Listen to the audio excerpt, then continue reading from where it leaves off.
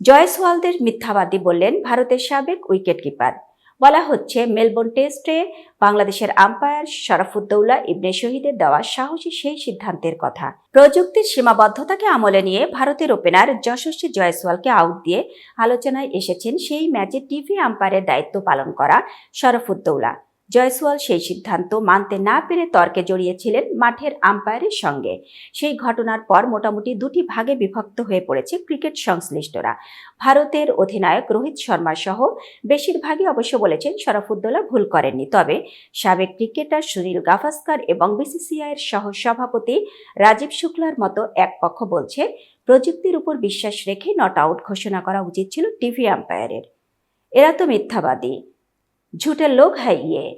আপনাকে আগে সৎ হতে হবে, এরপরই কেবল আপনি জিততে শুরু করবেন। হাতে ব্যাট থাকলে বল কানায় লেগেছে কিনা সেটি আপনি না বুঝে পারেন কিভাবে?